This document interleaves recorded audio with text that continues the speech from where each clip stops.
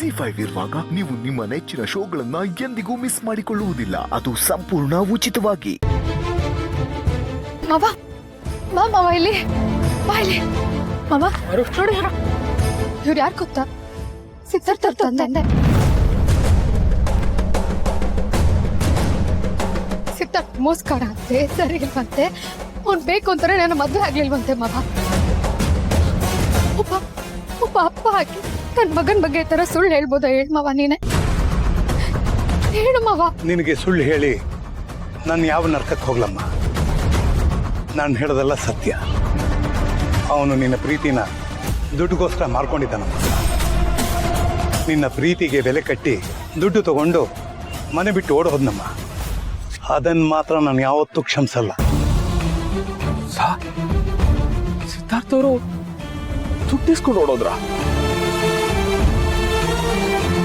ಪ್ರೀತಿನ ದೂರ ಮಾಡಕ್ಕೆ ದುಡ್ಡು ಕೊಟ್ಟವ್ರು ಯಾರು ಸರ್?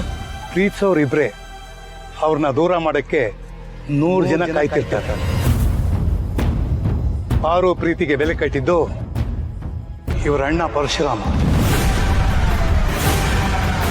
ಹಣ ತಗೊಂಡು ಕಣ್ಣಿಗೆ ಕಾಣಿಸ್ಕೊಂಡು ಹೋಯ್ತಾ ಇದ್ದಾರೆ. ಅಯ್ಯೋ ಮಕ್ಕಳವ, ಪರಶುರಾಮ ಅಣ್ಣ ಯಾಕೆ ಹೇಗ್ ಮಾಡ್ತಾನ ಅಂಕಲ್? ಮನೆ ಮಗಳು ಇನ್ಯಾರನ್ನೋ ಕಟ್ಕೊಂಡು ತನ್ನ ಇಷ್ಟದ ವಿರುದ್ಧ ಮನೆ ಬಿಟ್ಟು ಹೋಗಕ್ಕೆ ರೆಡಿ ಇದ್ದಾಳೆ ಅಂದ್ರೆ ಮನೆ ಮರ್ಯಾದೆ ಹೋಗತ್ತೆ ಅಂತ. ನಿಮ್ಮ ಅಣ್ಣ ನನ್ನ ಮಗನ ಜೊತೆಲಿ ವ್ಯವಹಾರದ ರೂಪದಲ್ಲಿ ನಿನ್ನ ಪ್ರೀತಿನ ಬಲಿ ತಗೊಂಡಿದ್ದಾನಮ್ಮ. ನಿಮ್ಮ ಅಣ್ಣ ಪ್ರೀತಿಗೆ ಬೆಲೆ ಕಟ್ಟಿದ, ಸಿದ್ಧಾರ್ಥ ಅದನ್ನ ಮಾರ್ಕೊಂಡ. ಅವತ್ತು ಸಿದ್ಧಾರ್ಥ ಅಷ್ಟೊಂದು ಹಣ ತಗೊಂಡು ಮನೆಗೆ ಬಂದಾಗ ಇಷ್ಟೊಂದು ಹಣ ಎಲ್ಲಿಂದ ಬಂತು ಅಂತ ಕೇಳಿದೆ. ಆದ್ರೆ ಅವನು ಏನು ಹೇಳಿಲ್ಲಮ್ಮ. ಆದ್ರೂ ನಿನ್ ಜೊತೆ ಮದುವೆ ಆಗೋಣ ಅಂತ ಫೋನಲ್ಲಿ ಮಾತಾಡಿದ್ದನ್ನ ಕೇಳಿಸ್ಕೊಂಡೆ. ಎಲ್ಲ ಸರಿ ಹೋಗುತ್ತೆ ಅನ್ನೋಷ್ಟರಲ್ಲಿ ಹಣ ಸಮೇತ ನಮ್ಮನ್ನೆಲ್ಲ ಅನಾಥರಾಗಿ ಮಾಡ್ಬಿಟ್ಟು ಹೋಗ್ಬಿಟ್ಟ. ಅವನು ದುಡ್ಡಿನ ದವ್ವ, ನಮ್ಮನ್ನೇ ತಿರುಗಿ ನೋಡ್ಲಿಲ್ಲ. ಇಷ್ಟು ದಿನ ಆಯ್ತು ಅಂತ ಅದ್ರಲ್ಲಿ ನಿನಗೆ ಫೋನ್ ಮಾಡಿ ಹೇಗಿದ್ದೀಯಾ ಅಂತ ವಿಚಾರಿಸ್ಕೋತಾನೆ ಅಂತ ಅನ್ಕೊಂಡಿದ್ಯಾ? ಅವನು ಹಣ ಒಂದು ಬಿಟ್ರೆ ನೀನು ಬೇಕಾಗಿಲ್ಲಮ್ಮ. ಒಂದು ಮಾತು ನೆನಪಿಟ್ಕೋ, ಪ್ರೀತಿಗೆ ಬೆಲೆ ಕಟ್ಟೋನ್ಗಿಂತ ಪ್ರೀತಿಗೆ ಬೆಲೆ ಕೊಡೋನೇ ಮುಖ್ಯ.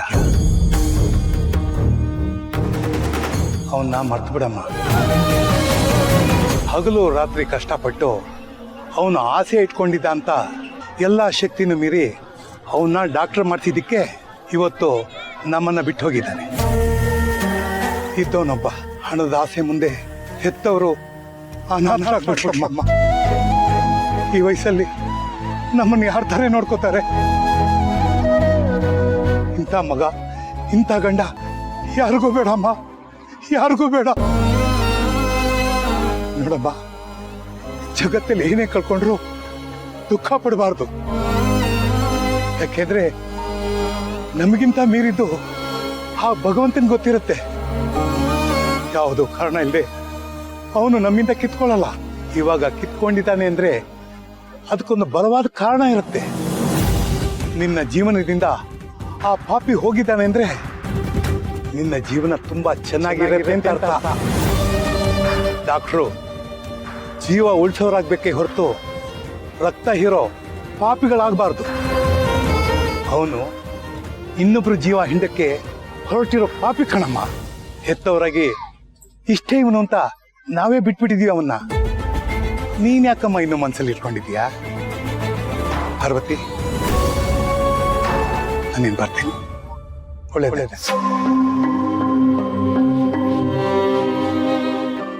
ZEE5 ಆಪ್ ಡೌನ್ಲೋಡ್ ಮಾಡಿ ಎಲ್ಲಾ ಸಂಚಿಕೆಗಳನ್ನು ಸಂಪೂರ್ಣ ಉಚಿತವಾಗಿ ನೋಡಿ.